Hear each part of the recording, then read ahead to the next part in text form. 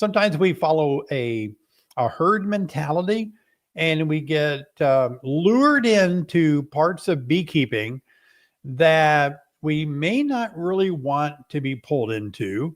And I'm going to tell you about some things that I'm glad that I didn't follow trends, and it worked out pretty good for me. So I got, I think, almost 20 things here to share with you tonight on things that I won't do. Okay.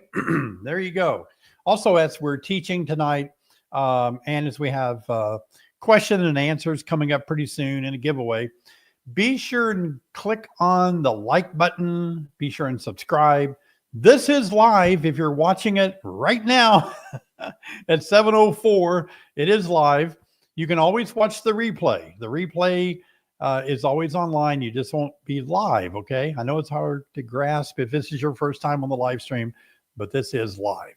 So thanks for being here. Let's get right into it. What are the things that I won't do? 20 things I'm not going to do. I don't extract honey before it is capped over. And a lot of people get antsy. They want that honey out of there. You can do it. I've made videos showing you how to do it. You can take a refractometer. One's too far away. And it's a little device you can get for 30 bucks. Look down the scope and you can see what the moisture level is if you extract it out of a cell that's not capped over yet. And sometimes you have, I guess, uncapped honey, which typically I like to call nectar. But if it's dried down to, say, 18, 19%, you know, it's going to be close enough to harvest, especially if you're eating it for yourself. So you can always extract honey before it's kept over. Anymore, though, you know what? I'll tell your friend, the easiest way for me to know the honey is ready is to let the bees tell me that. Yeah, let the bees tell me. How do they tell me? Hey, when it's right for them, they cap it over. There, and so you don't have to test anything. Just wait for it to be capped over. But beekeepers show up like we do, and we look at a frame that's not entirely capped over, maybe 50%, maybe 80%. And then we worry like, well, can I take that honey off even though it's not 100% capped all the way on the frame? Some of you that are new beekeepers starting in the spring, you're going to wrestle with that. Hopefully, when you have a honey harvest, they may not always be all the way capped over. So that's when you want to use your refractometer, take a little sample, and you'll say, okay, I've got, you know, I got a little bit there, but it's 18%. It's all good. So that's one thing I just don't do anymore. I wait and let the bees tell me when it's ready to be harvested. Well, what's another thing? I don't get new bees before it's time. Yeah, I don't think it's a good idea. I made a video a few days ago, maybe last week, where I told the story of how I ordered 40 packages of bees over a decade or two ago when I was kind of smaller beekeeper. And 20 of those died one cold night in March. And it was, you know, it had been some warm weather, but an Alberta clipper came through in Illinois, kind of toasted my queens in half of those packages. So I don't like to get new bees before it's time, which leads again to kind of this, I don't know, maybe a little frustration because beekeepers are like, well, what does that mean? Give me a date. I want an exact date.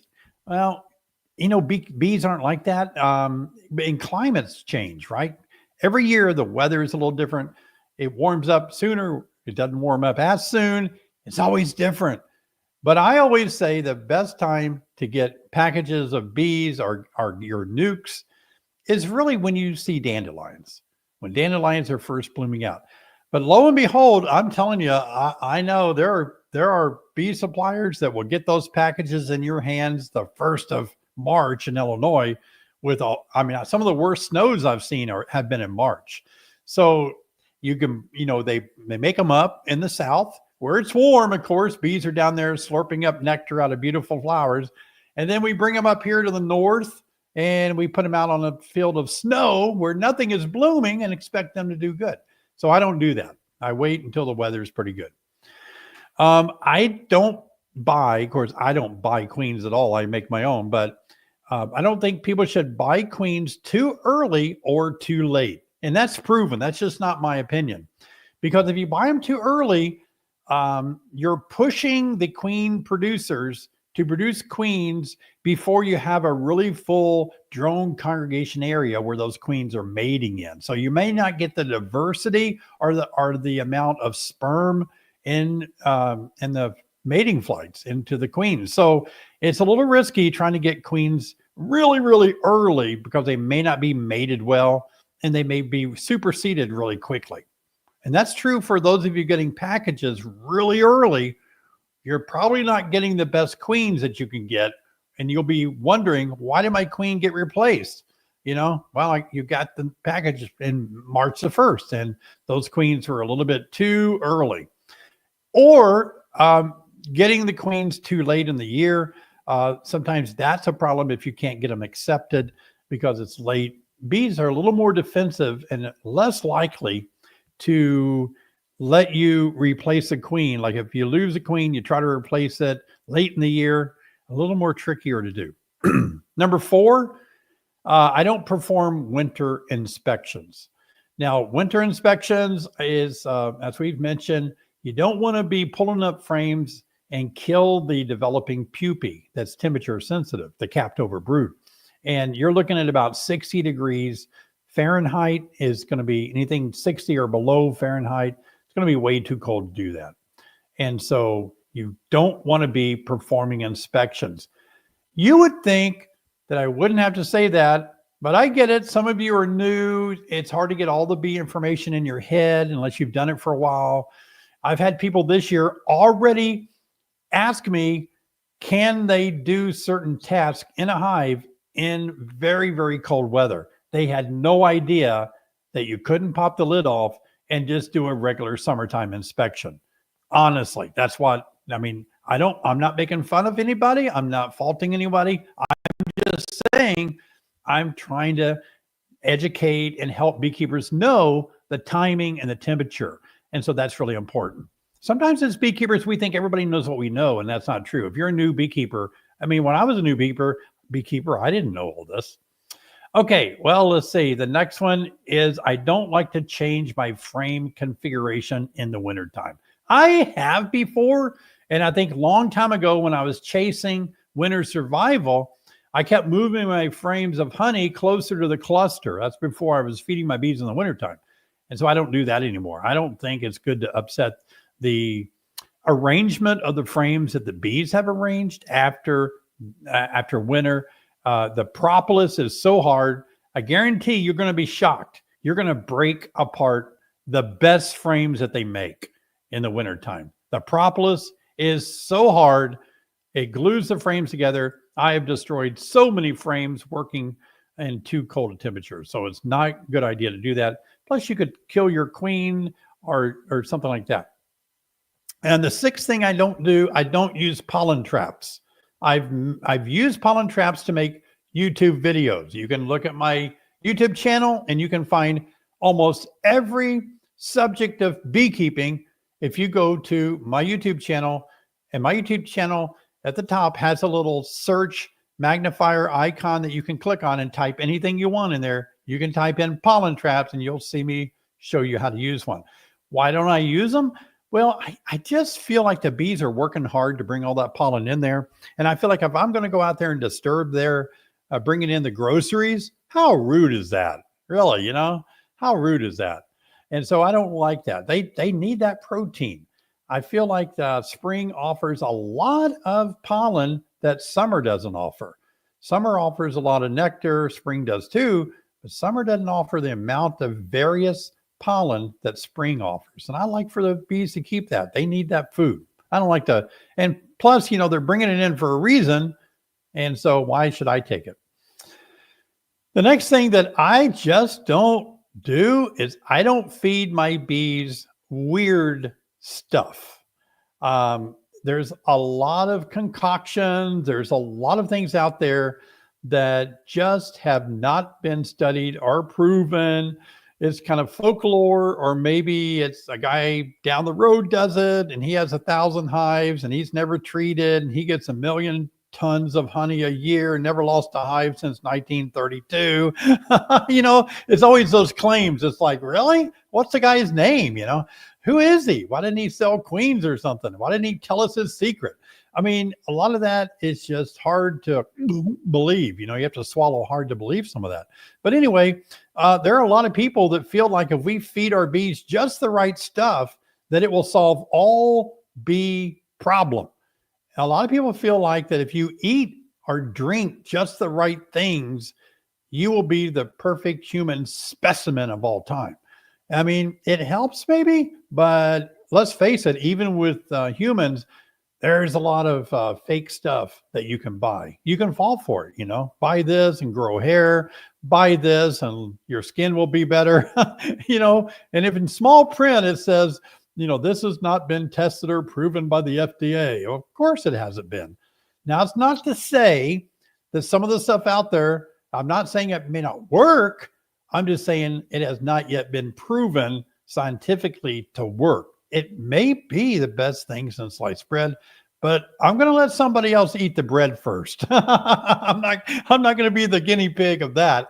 I'm not going to throw something weird in my hives and kill all my bees off because I made a food mistake. You notice the additives we sell are proven additives. They're protein powder. That's been around forever. It's Honeybee Healthy, been around forever, been used by beekeepers forever. Amino Bee Booster. We're just not promoting things that have not been shown to be outstandingly proven over the years. So be cautious. I mean, you can do it. That's all I would say. I don't have all the answers, and I don't believe that you have to do it my way or the highway. I want you to do beekeeping the way you want to, and I'll love you and support you. I'll give you a push up, you know, kind of a lift up to do it. But at the same time, if you're going to make a big mistake, I'm going to let you know that that might be risky. But if you want to try to feed your bees weird stuff, I would never stop you from doing it unless it was poison or something. But just know that it is risky. I won't do it.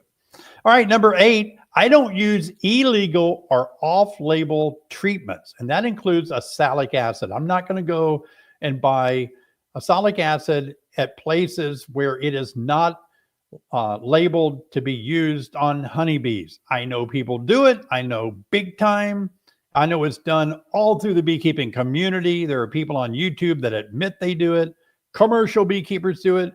I know some people say it's the exact same thing. It's not. You can read the ingredients. There's a slight variation to it. But if I'm ever going to use treatments, I am going to do 2 things. I'm going to buy a treatment from a reputable legal company where that treatment is for honeybees. And secondly, I'm going to follow the label on the dosage and everything else.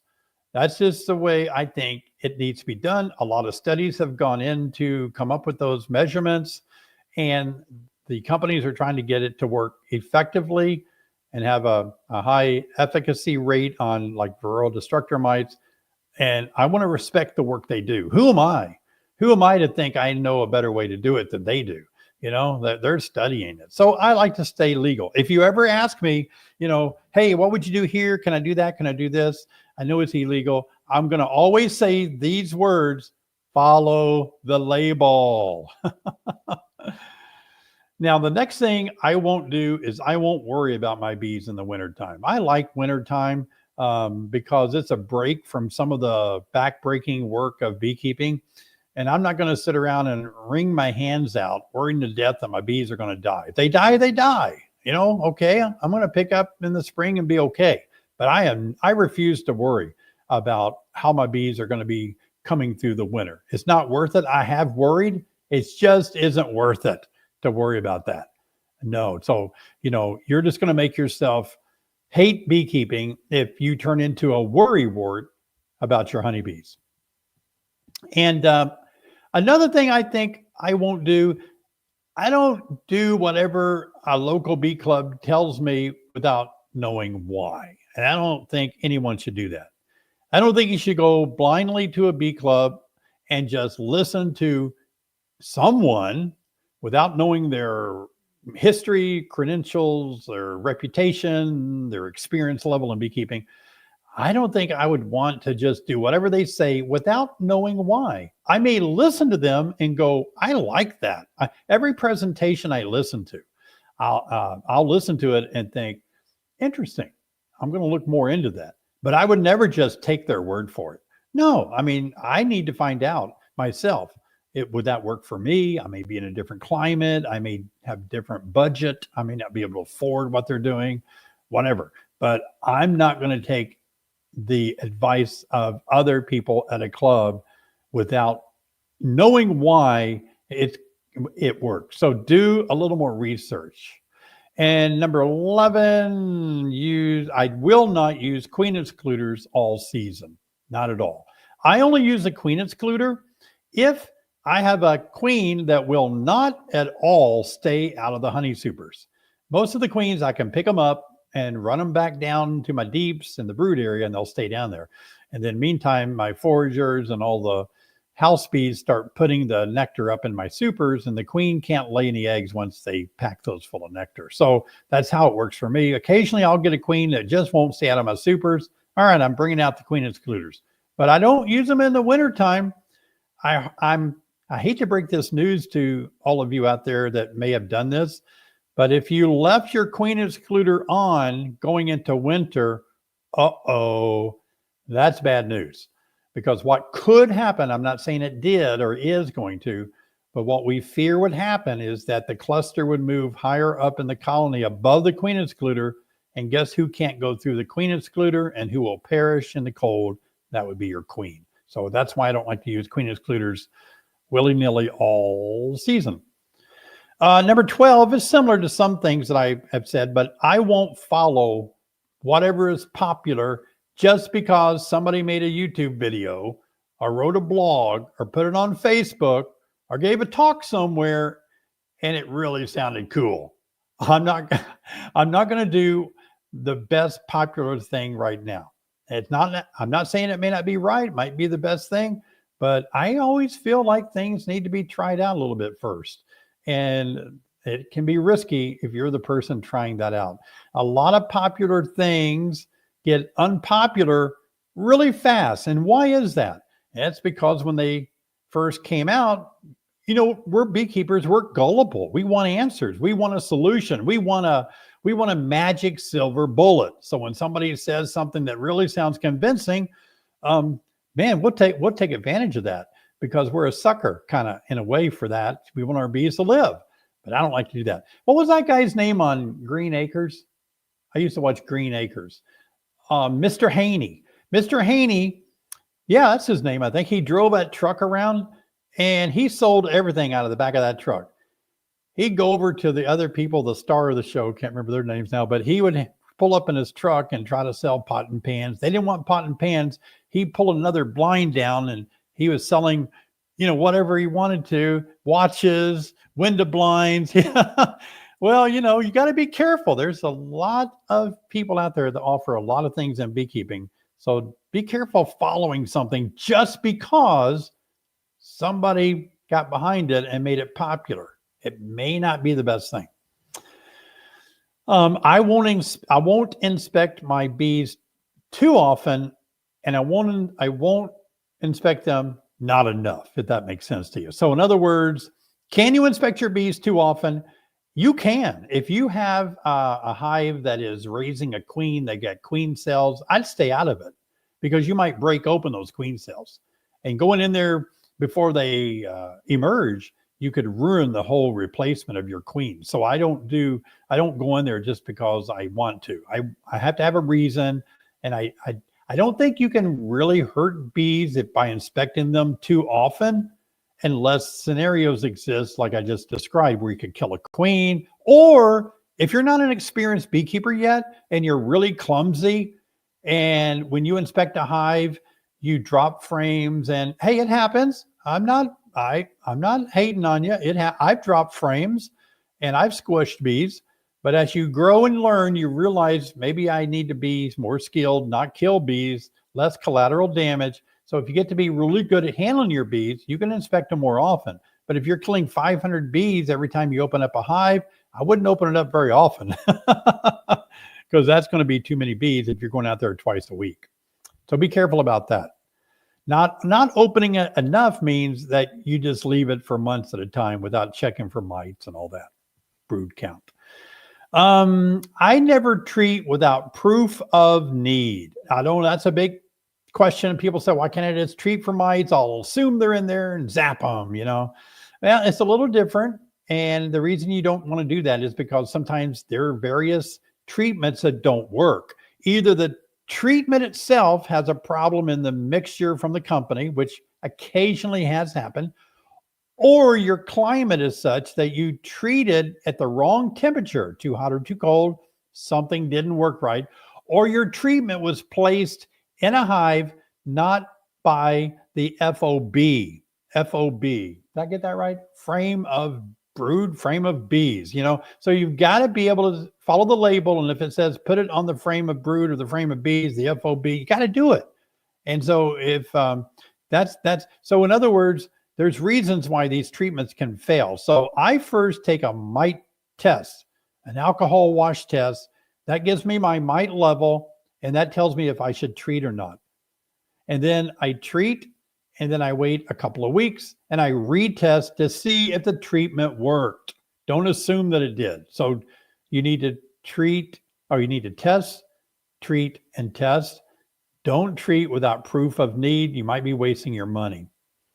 Also, I don't rely on one varroa treatment. There are some treatments that I really like. I think oxalic acid is great. I think the Roxanne strips are going to be great. Be able to test them out a little bit more thoroughly in the spring. I started to last fall and ran out of time. But I think oxalic acid is good. I think Formic Pro works good. I know people complain that Formic Pro kills their queens, and that may happen to me one day, but I've used it back when it was Mite Away quick strips, and I didn't have any queens going away or dying or anything. But I don't rely on one treatment. We don't want our mites to, I fear that every mite that survives a treatment is a mite that might get fortified against that treatment. So that worries me. So I like to rotate treatments. I think everybody should use at least 3 different treatments types a year.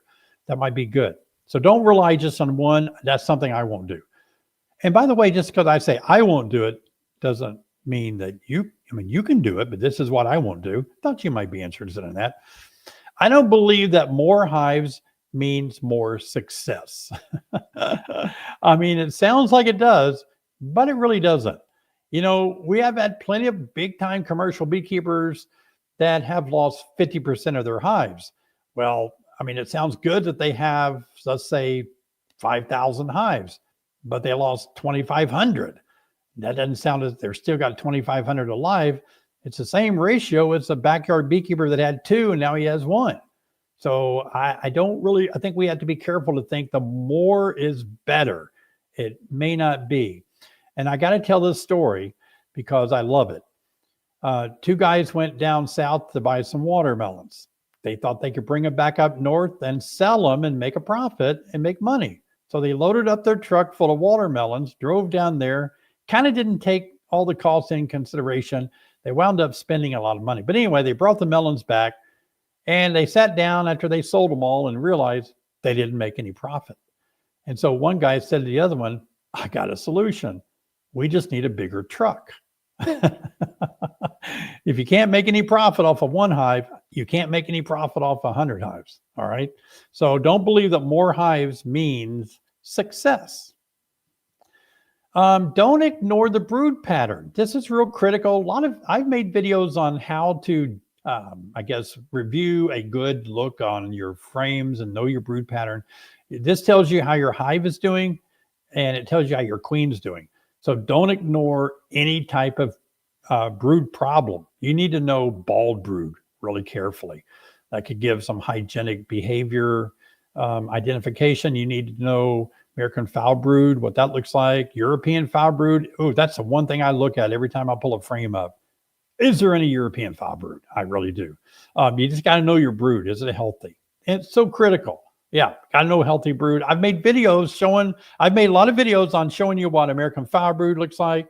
I've had good images on European foul brood. I've had good videos that help you guys. So look through my video collection, my archives, and get that in your mind before spring if you don't know these things.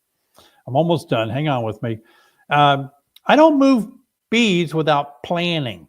You know, I once moved some bees and pollination into an apple orchard, and they promised me that that little creek down there has never risen, and they've been there millions of years. Well, all the bees flooded and got washed downstream. Some of those were still alive upside down. But so don't move hives without planning, doing your research, making sure, are you moving them to an area that is safe? Are there pesticides being sprayed nearby? And you got to plan how you're going to move them at night. How you going to get all the boxes to be tied down together in the movement. So don't move bees without good planning. All right, a few more here. I don't allow cross contamination. If I got one bee yard, I'm not taking my hive tools. The hive tools that I use here, I would never take over and work our nuke yards over there. I'm not going to allow any cross contamination. I don't know of anything that's could be a problem, but sometimes you don't see it. It could be on your hive tool and get taken into another hive. I'm the EAS team leader for the EAS certification program of master beekeepers for the field. And that's one thing we don't allow in the field. You bring gloves to be tested in the field, got to be new. You bring a hive tool, got to be new. Your smoker doesn't have to be new. But if you bring any tools like frame rest or anything, got to be new. No, we're not going to be contaminating, cross contamination. So if it's your own bees, you don't have to worry about it as much, but I think it's a good idea if you got isolated yards, have isolated tools too. One thing I won't do is not wear a hat and veil. I would never go out there without my face covered. Never. My eyes are too precious. I like seeing. I don't want stung in the eye. I really don't want stung in the face, period. I don't like getting stung in the face. So I may not wear gloves. I may not wear long sleeves or something like that. I always wear pants. I'm never going out there with short pants. I know people do it. Man, you guys are, I can't say that word. You guys are really courageous. The other word would have been really good too. So I really think that you always should cover your face so bees can't sting your face. It's real distracting. I've worked bees where bees are in my hat. I forget to zip up my zipper. They get in my hat and veil. Don't ignore wearing your PPE, your protective, clothing that the label requires on treatments. I have watched so many YouTube videos where people are using treatments. They're not wearing the gloves. They're not wearing a mask. They're not wearing goggles. They're not wearing long sleeves. And quite frankly, okay, let's say you don't get in trouble for not following the label. I don't know. You could get in trouble by somebody. But what's worse, it's misleading people that are watching you. And so even though you're not breathing because you don't want to inhale whatever formic acid or something, you're kind of upwind or whatever. But what if somebody watches you on YouTube and you weren't wearing anything, so they didn't wear anything, and all at once they've got something in their eye or in their mouth? That's scary. So let's wear what we're supposed to wear. It's hard. It's terrible to put a big shield and mask on and then zip your suit up under it. You can watch videos of me doing it last summer. It wasn't fun. It's hard. So that's the things that I won't do. And I'm glad that I didn't follow the trends of what some people are doing on these areas. There's a lot of other things that I don't do. And I thought it'd be fun just to share that with you guys today. That was fun. Things that I won't do. All right. Very good. Well, hope you guys enjoyed that. Thanks to you guys for the donations that came in while I was teaching. I appreciate that. Now let's jump into some questions and answers. Oh, before we do, I'm going to be speaking in North Carolina. South Carolina state meetings are combined this year, March the 6th through the 8th. It's scrolling across the screen at the bottom. If you live in that area or you want to come out there anyway, So going to be a good meeting out there. I've spoken out there a couple of years ago. There's the link. I think the link is actually, the link is posted in our chat right there. And so be sure, copy that link so you can register. Registration closes, or I think it's actually a reduced fee for advanced registration. And it closes sometime in February, which is right around the corner. So be sure, if you want to go, get registered and tell them you know David Burns who's speaking. And you will not get a discount. I would never do that to anybody. No, I'm not that well known. All right, let's do some questions and answers. That's why we're all here. And hey, Ross, thanks for being a member of the YouTube channel for 9 months. When warm days pop up in the winter and bees break cluster, do they go back to the same part of the hive to recluster? If that was working good for them, Ross, they will. If they needed to break cluster to get into some more food, they're going to move. Yep, bees are going to move. And if they were already there, they're going to stay put. They'll go back. That's a good question. It's good that they can move on those warm days. Hey, Glenn, can you talk a little bit about queen castles? Do you recommend a particular one over the other? Thanks. Queen castles we used to manufacture them in our operation when we used them. We used it, we took a deep box and we manufactured it to have 3 different compartments to it. And that way you could have about 3 frames in each one. Thanks, Wayne. And then you could you could have those as mating nukes. You could have 3 compartments in one deep box. 2 of the queens or the openings would face the side or the back, and 1 would face out of the front. And then if you didn't want it anymore, we made it where you could turn it back into a regular deep box. We had a melamine board that went in the slots and the deeps and separate them. Are there ones that I like better than the other? Actually, I did not have good luck using them. I think my queens were a little bit too confused with the close proximity of the entrances. Keep in mind, some people use them and love them, but it works better for me to have my separate 5-frame mating nuke box. There's my opinion. Hey, Tyler, how do you determine when doing a split to leave the queen in the original hive or move her to the new hive? You can do both. Absolutely. I hear both people. I hear both sides of the fence. Listen to my reasoning. Just listen to it and tell me why this doesn't make good sense. If I take the original queen, she's the one that they're going to swarm with. They won't swarm without her. So if I take her out during swarm season, when I make my splits, and I move her with 4 frames of brood into a split and take her away back home on the hive that was about ready to swarm, they don't have a queen anymore. They have to spend almost 30 days to raise a queen, get her mated, and get her start laying. That gives me a month before I have to worry about swarming. I can't see why leaving the queen in there is going to help. I'm going to have to fight swarming if I leave the queen in there. Bingo. That's the way I look at it. Have you ever found correlation to increased ventilation in the hive in spring, summer, any better tasting honey? That's something that I could say no. The honey flavor for me can always change more on what they're bringing in the front door. Not so much how they're drying it down, but it's the source of the nectar. Yeah, good question though. Hey, Chris. When I made my candy board, it's pretty firm at 248 is the point that you suggest, right? If I go to 250, it seems too hard. Can they still use it, or is it too hard for them to eat? That's a delicate balance. There's always going to be probably some of that candy that might be lacking the moisture from the hive to get absorbed into harder candy. Yeah, so if you're making it at home, you might really keep it about 248. You might want to experiment, try to drop it down. You just don't want to make it too runny. On a warm day, it might run too much. It's tricky. It's a little bit tricky. Just experiment with it. Hi, Cheryl. When getting a new package, should you be concerned about what mite treatments they may have recently? By the way, Cheryl, I really do love a package. We sell both packages and nukes. We sell both of them. But I've said it before. I think packages are so fun for new beekeepers because you get to see the whole process. You get to see it happen. I think experienced beekeepers would want you to get a nuke because they want you to be at their level, right? They want you to get a big hive, get rolling.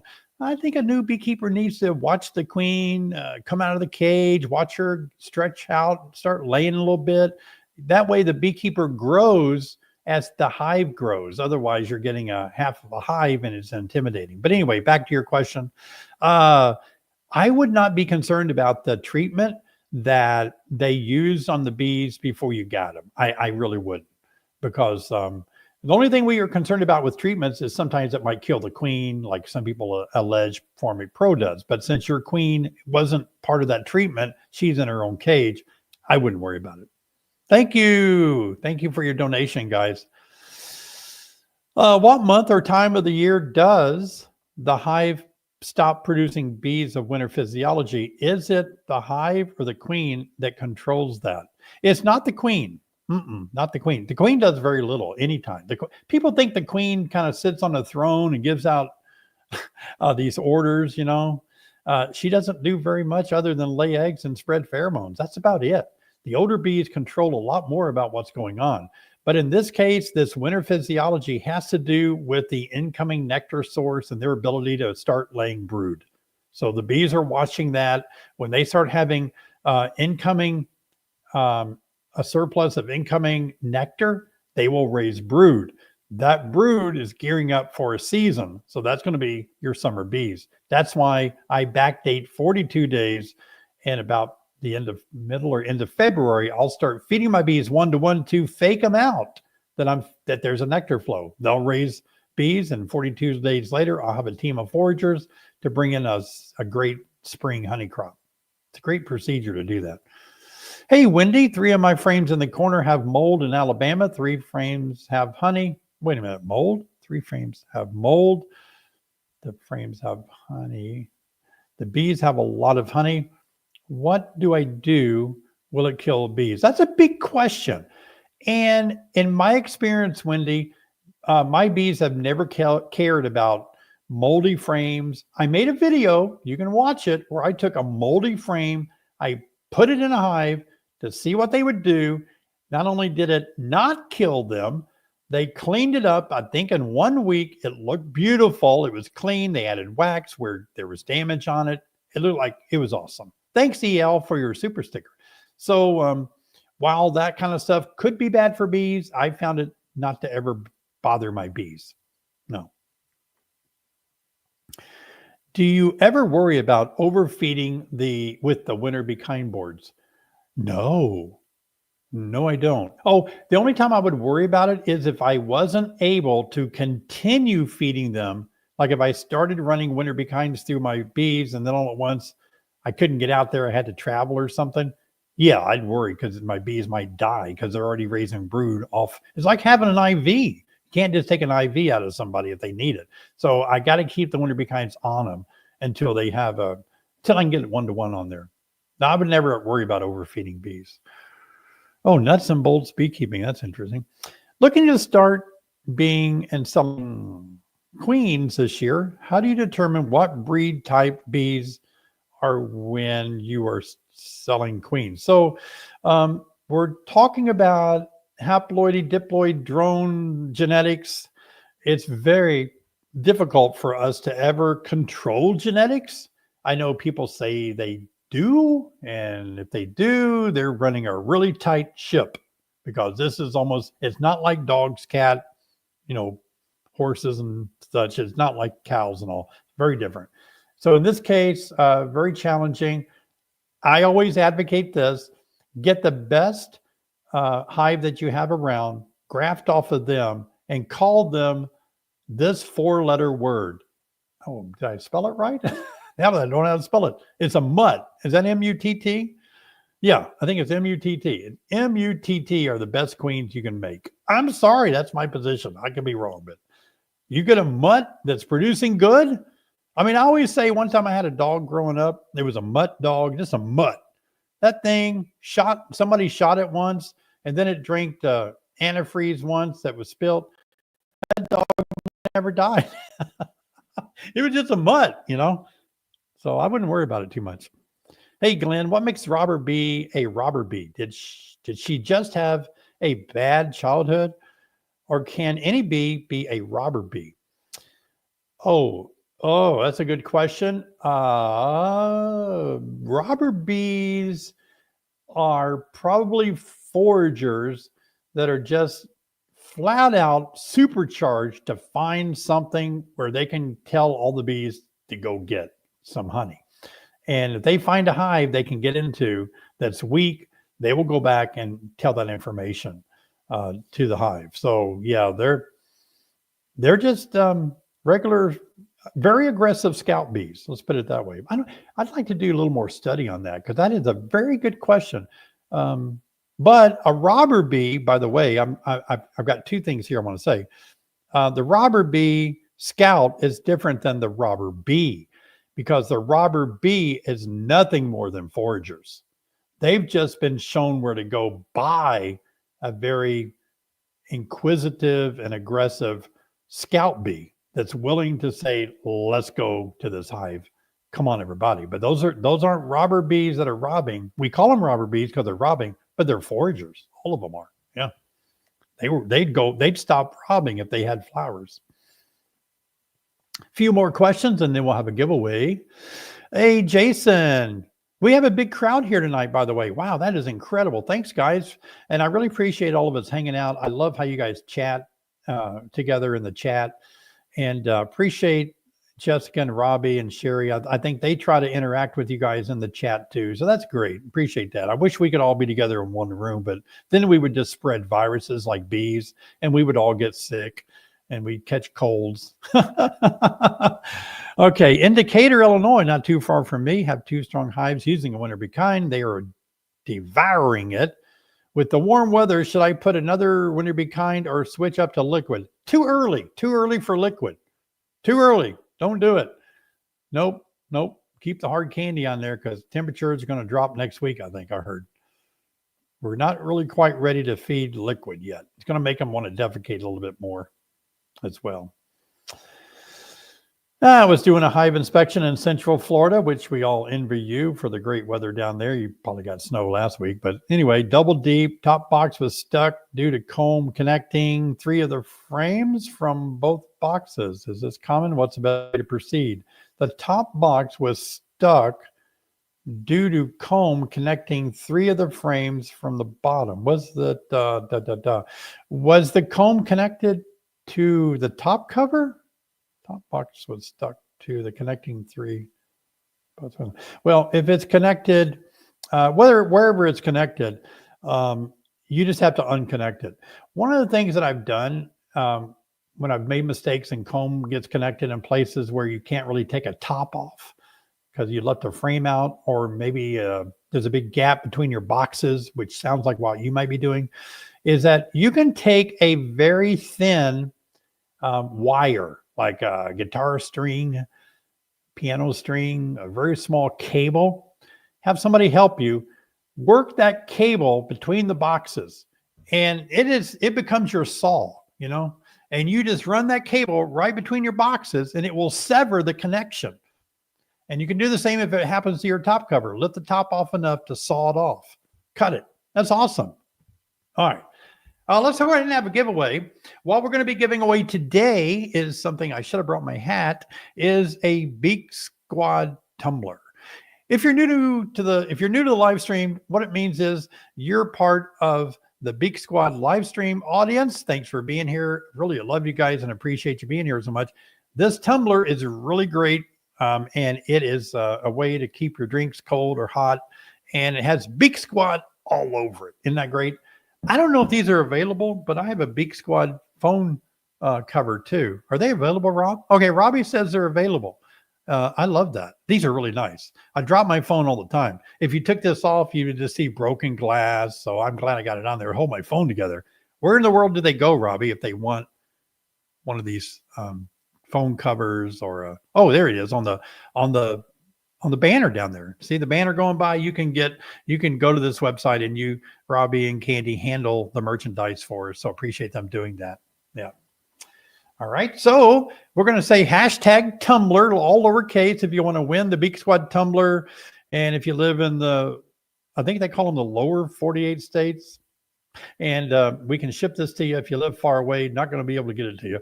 And we'll send you something else. But anyway, if you are able to get us to get this to be shipped to you, then go ahead and try to get hashtag tumbler to be a winner of this tumbler. I don't know how they make this material. As I've said before, you need to figure out how to put bees in here because it stays warm, stays cold. It's weird. Somebody's going to make a beehive out of this material And we're going to go, David talked about that. It took him 5 years to figure it out, but that's going to be great. I don't know how it works. All right. Hashtag Tumbler people. See if you can win the tumbler tonight. Then we'll take a few more questions, and then we'll do spin the wheel. So we got lots to do in the last few minutes of the live stream. Hashtag Tumbler. Robbie is ready to spin the wheel to see who's going to win tonight. Let's give it a try. It's got to say hashtag Tumbler, all lowercase. There he goes. Yeah, that's great. A lot of good names. I recognize some of the names. Thanks, guys. Appreciate you being here tonight. G. York. You're the winner, G. York. Congratulations. Be sure and look at the banner there, and you'll need to email us at within 24 hours at beaksquadwinner@gmail.com. That way we can get your address and get this shipped out to you ASAP so you can start enjoying your favorite cold liquid or hot liquid. Let's go hot for this time of the year. All right, let's do the spin the wheel and see what will happen today. It's always fun. It always scares me that I'm going to be grossly embarrassed. I have been twice now. I got one of my studio lights hitting right in the center. Yeah, okay, let's give it a try now. That'll be pretty good. A lot of stuff that can happen here, and let's see what happens. All right. I should get a smaller one that doesn't have so many slots on it. No dancing tonight. I'm just going to warn you. I erase the round dance. Oh, it's a Beak Squad sticker, which means tonight we're giving away an ultimate online beekeeping course. Yay! All right. I got lucky because I don't have to do something silly. And one of you are going to get lucky to get all 7 of my online courses. Great for spring. Get you ready for beekeeping. Hashtag class. So get on it. It's a value of $279. You're going to save some money.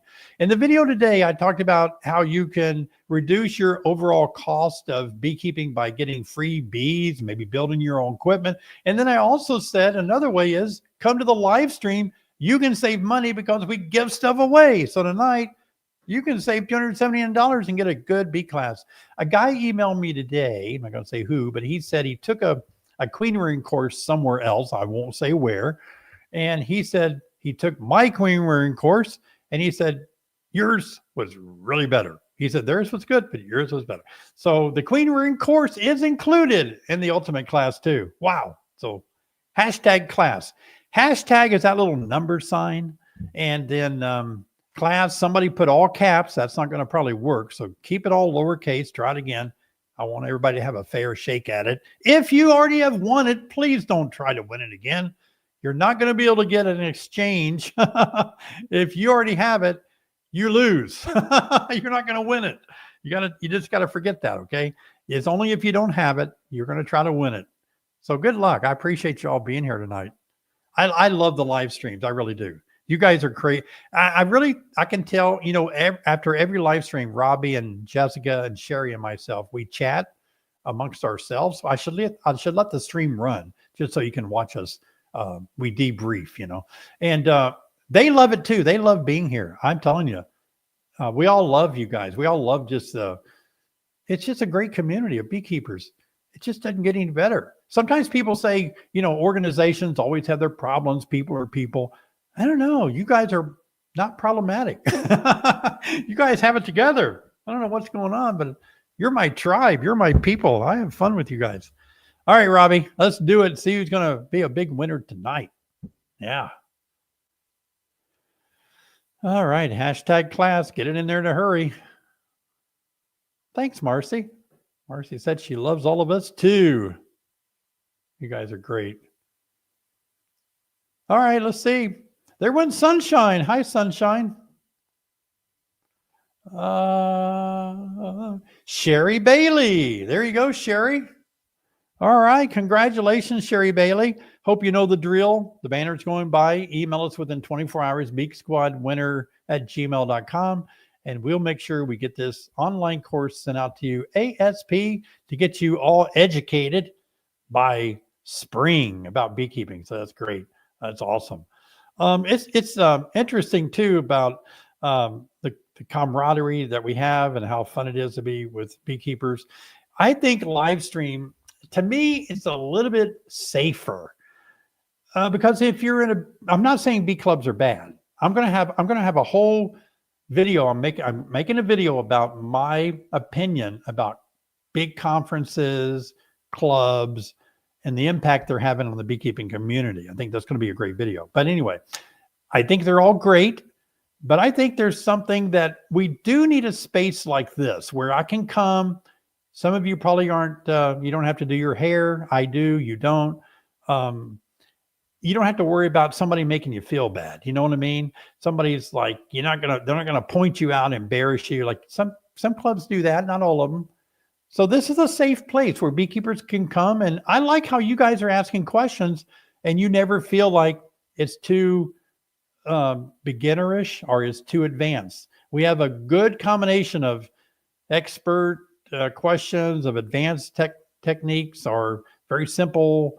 Starting next year, I got a simple question. So that's good. I'm glad that all of you that are experts are able to, help new beekeepers in the chat. I see that going on too. Thank you. And I'm glad that those of you that are brand new beginners are not intimidated. That's cool. You will not be intimidated here. All right, that's cool. Let's take a few more questions. Got a few more minutes. Hey, Virginia.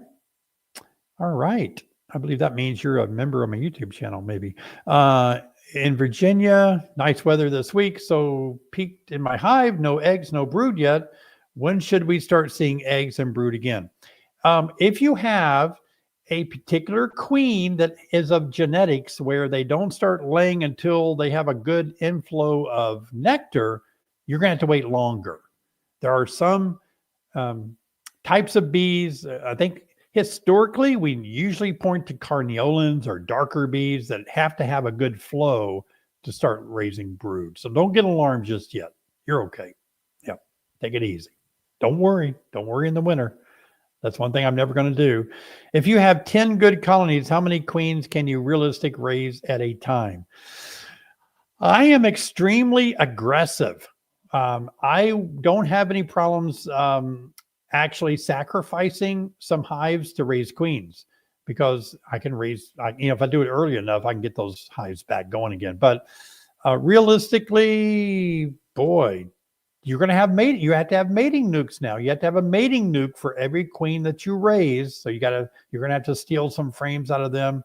But conservatively, you could easily raise around 20 to 50 a week. Yeah. Mm-hmm. But you got to have mating nooks. Hey, thanks for being a member of my channel, Brian, for 7 months. Appreciate it. First year beekeeper was watching your advanced class where you marked your queen. You related that you grabbed her back 2 legs. Is that back right and left right, or 2 back on one side? I appreciate this question tremendously, Brian, because many years ago, I was in the field. My daughter, Carrie, was working with me in my queen operation when we were going such gun hose. And I told her, yeah, you got to pick the queen up by the back 2 legs. She was wrestling with it. I was like, how hard is it? It's 2 legs out of 6. And she thought I meant 1 on the right side and 1 on the left side. Well, that's too hard to do. It's a back 2 legs on either the right side or the left side. And while you're picking up the 2 back ones, on one side, it keeps her from spinning in a circle and tearing a leg off. And you never want to tear the front leg off. If you grab or if you injure or tear the front leg off, the queen cannot lay a fertilized egg anymore because she uses the front 2 legs to measure the size of the cell. And if she's missing a leg, the calibers are off and it's too big, she won't fertilize the egg. It's amazing. Yeah, that's a great question. I'm so glad you asked it. Good for you, Brian. Both back legs on one side only. All right. One more question. Then I'm going to wrap it up. Got another good question. By the way, questions that I didn't get to tonight, I'm going to answer tomorrow on the green chair, Friday answer chair. So don't go too far away. You'll see another video tomorrow. Hey, Linda, as another alternative in my treatment, have you ever used essential oils? I have used Formic Pro with success, plan to use green drone comb this year, but also thought about trying oils too. No, I haven't. And it's because of the things I said earlier. I only want to stick to what has been shown to be really proven in our industry of beekeeping. And I want to use things that other beekeepers are using on a very successful level. Not that essential oils aren't successful. They might be, but that's just a little bit beyond me right now to try something like that, because are they labeled for honeybees, and do they have an efficacy rating to them? Are they 98% efficacy? So I need to know all that information before I invested my time or risk my bees with it. That's my point of view. Well, that did it. Another live stream in the books. Thank you all so much. Oh my goodness. To be honest with you, I think I'm getting the flu or cold or something. I haven't been feeling good all day today. Feel like I got a fever. But when I started thinking about the live stream, I got healed. I started feeling good. I'll probably sign off and get a chill or something. But thank you guys. You healed me. It made me feel good being with you guys. It's social living with beekeepers. You got to have a social life. And some of us probably are busy with work and family. We don't get to be with each other as much as we want. This makes up for it. All right. Thank you. Love you guys. I want to thank Robbie, Jessica, and Sherry so much tonight for being the host and helping with everything go well tonight. Thank the three of you so much. But all of you, thanks so much. And remember, I just made a video. Watch it after this one if you want to. It's all about how you can get some free bees. You want to watch that video and make it a little more affordable to do beekeeping. Good night. I'll see you guys in the next video.